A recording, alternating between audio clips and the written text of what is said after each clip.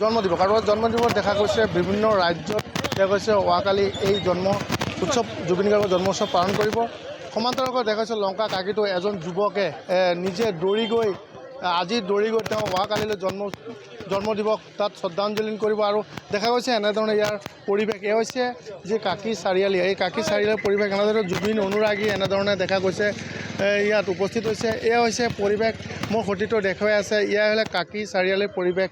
এয়া হৈছে জুবিনৰ যি অনুৰাগী তেওঁ ইয়াৰ পৰা হোজাই জিলা কাকীৰ পৰা তেওঁ নিজে দৌৰি গৈ অহাকালি যিহেতু জুবিন গাৰ্গৰ জন্মদিন আৰু এই জন্মদিনত দেখা গৈছে তেওঁ দৌৰি গৈ কাকীবাসীৰ লগতে লংকাবাসীৰ লগতে হোজাই জিলাৰ হৈ তেওঁ শ্ৰদ্ধাঞ্জলি জ্ঞাপন কৰিব বুলি ইতিমধ্যে তেওঁ আমি জানিবলৈ পাৰিছোঁ। আৰু এয়া হৈছে পৰিৱেশ আৰু তেওঁৰ যি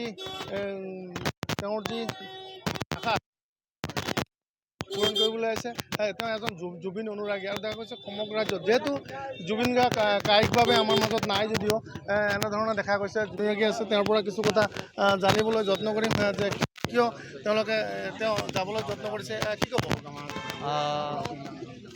প্ৰথমে মই সমূহ কাকী তথা হোজাই লগতে অসমবাসী ৰাইজৰ সহায় সহযোগিতাৰ আশীৰ্বাদ বিচাৰিছোঁ।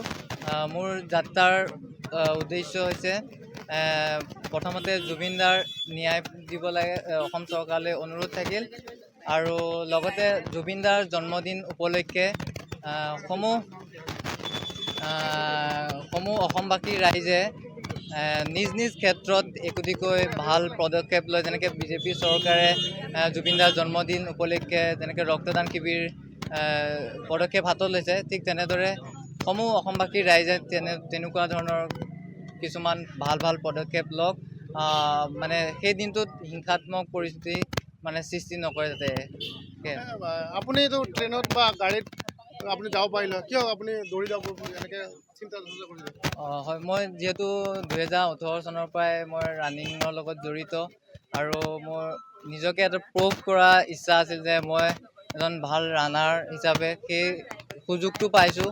এইটোৰ জৰিয়তে এটা ভাল অসমবাসীলৈ এটা ভাল বাৰ্তাও দিব পাৰিম আৰু মই মোৰ যেন মই এজন ভাল ৰানাৰ সেইটো মই সমগ্ৰ অসমবাসী ৰাইজক দেখুৱাব পাৰিম।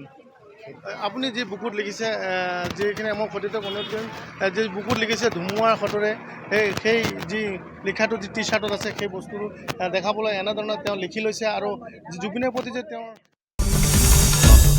আসাম টক্স আপোচবিহীন অসম কণ্ঠ।